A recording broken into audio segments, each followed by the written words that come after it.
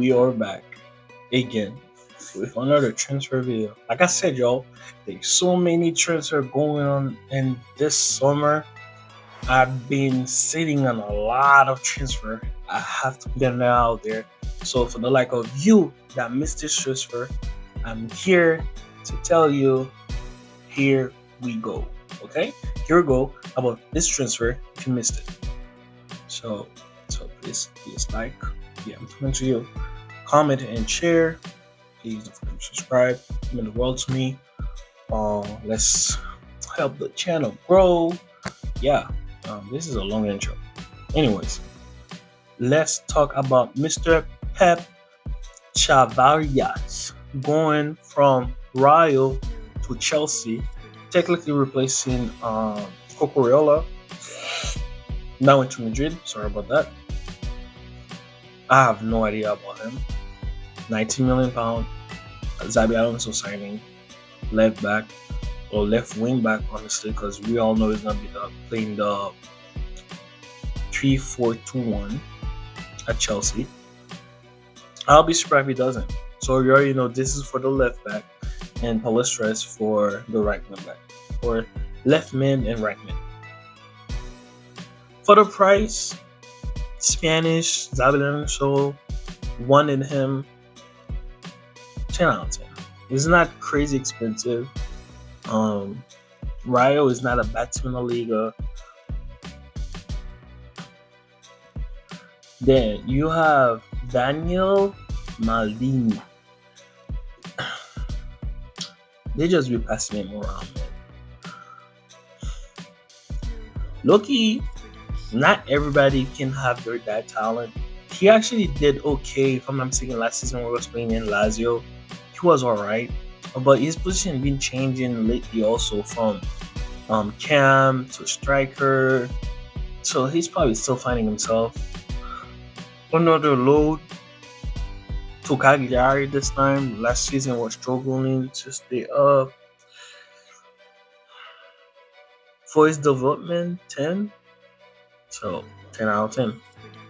Then you have Amada, Thiago Amada, once a very promising Argentinian player coming from Argentina, going to Europe.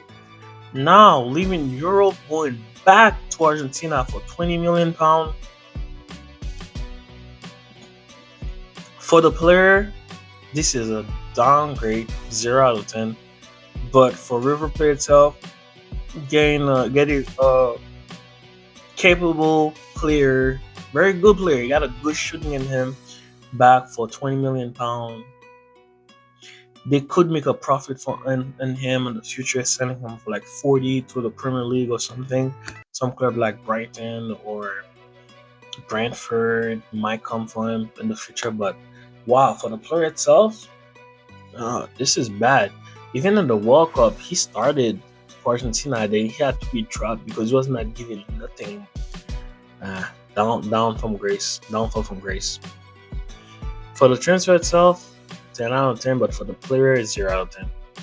0 out of 10. Then you have the likes of Aslani, which was linked going from Hoffenheim to Leipzig, which he was linked to Barcelona, right? As a backup striker. I don't think he was gonna come there as a main number 9 for Barcelona. He waited. Barca never come for him. Now he decided to go to Leipzig. 10 out of 10 transfer. From what I've seen, the highlight I've seen, he's a very proper number 9. He also good at build-up play. He's good on the box. 10 out of 10 transfer.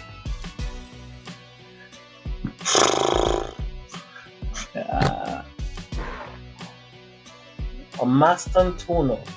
When this guy was playing Argentina, the skills, the shootings, the passing, coming to Madrid, they said that he was going to lock in the right wing for himself. Sure, when Xabi Alonso was there, right? My apologies. When Xabi Alonso was there, he gave them the playtime they deserved. And I'm not gonna say Mastantuono was very bad for Madrid. He had the pressing was there.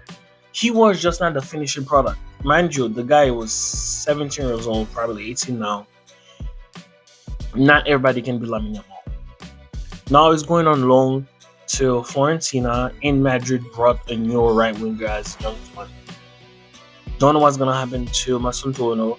He's gonna find the form that he had before he came to Madrid, the confidence that he got when he comes to Madrid, or he's gonna be just like Nico Baez and be sold in Madrid, hold a precise selling clause and future sell for him.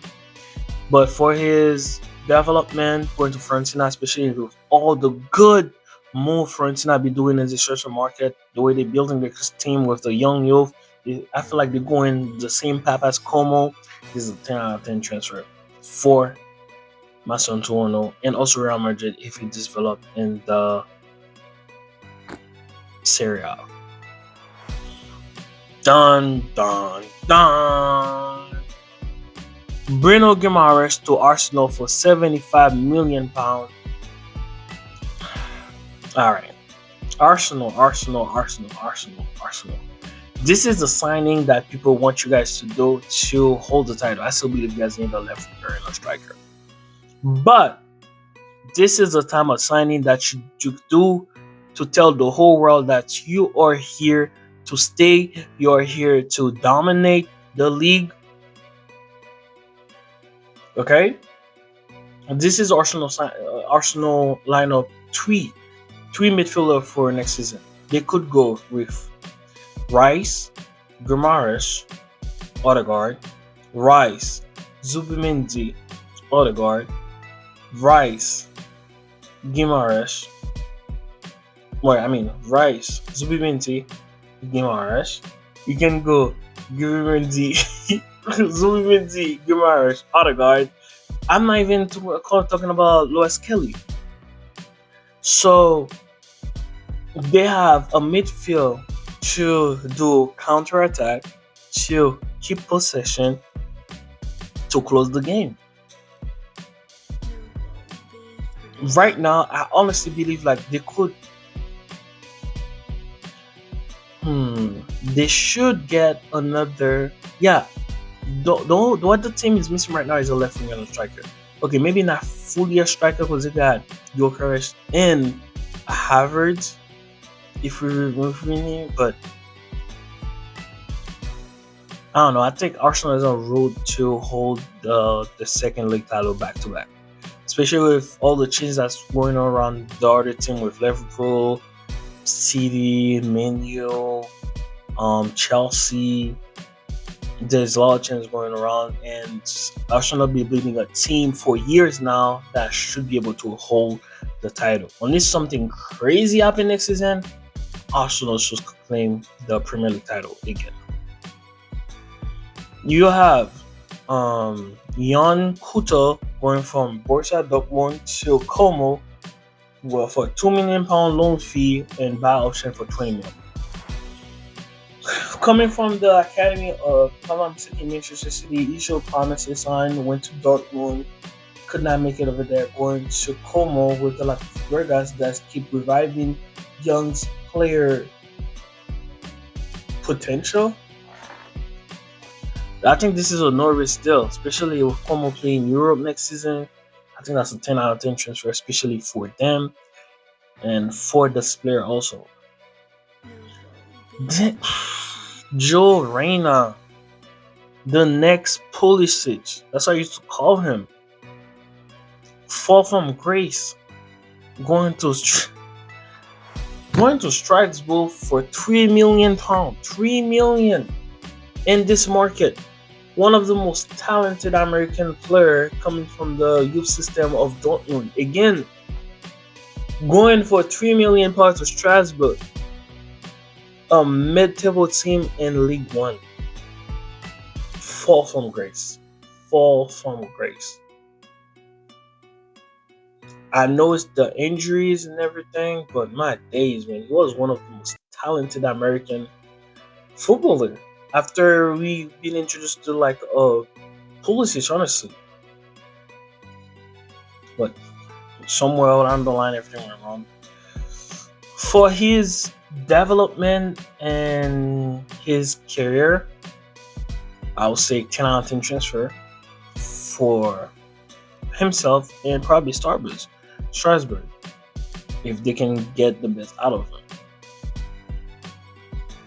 Then you have Mr. Mika Goft. I think I'm gonna say his name wrong. For around 45 million pounds, leaving Ajax, going to PSG as one of the newest wingers that PSG finally bought. After that whole summer saga between Young Diamante with the cap of price that RB Leipzig was asking PSG decided to let it go, even though they honestly did let it go mostly because Real Madrid entered the race and gave some astronomical amount of money that PSG itself didn't really wanted to give to Leipzig for Young Monday. Personally, feel like they didn't really deserve that price because we're talking about around 140 million pounds, and they got a proper winger from Ajax that been developing his skills, can play both sides of the wing, and Ajax, this Belgium, I personally feel like this is a very, very, very good deal for PSG and also the player. Sure, he's not coming to be a starter. He's gonna have time to integrate the team with the like of right now they have Kvaratskhelia, Dembele, and Doué. Because rumors has it that Barcola want to leave, and India also want to leave. So he's their fourth attacking player.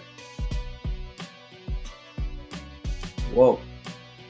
Okay, I didn't sneeze. Plus, also we gotta also remember that PSG is also linked to the level Akliush and also Fernando Torres. So if they also sign him, Fernando Torres, and Akliush, PSG is going to have one of the best attack in Europe and also best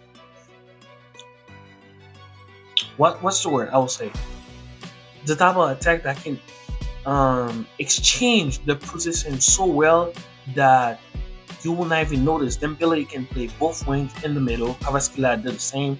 Doué can do the same. Ferran Torres can do the same. He, Mika can play both wings. I've never seen him play in the middle. Then you got Axios coming from Monaco. That's a right winger coming. This is a proper front six, basically. Good rotational, can play. You can rest your best player from the league and play your best player in the Champions League, like they've been doing. Because you can afford to do that in League One. Because you don't really have other team that can really press you that hard for the title, honestly. So that's a win-win for PSG. Okay, but anyways, man, guys, that's it for today. See you all the next time. I have more transfer coming up for y'all. There's a lot going on. So if you guys enjoy this content, please like, comment, and share. Don't forget to subscribe. It will mean the world to me and it'll help me push more to keep going. I will always say this: with one person watching, it's a win for me, man. Thank you, man. See you all in the next video.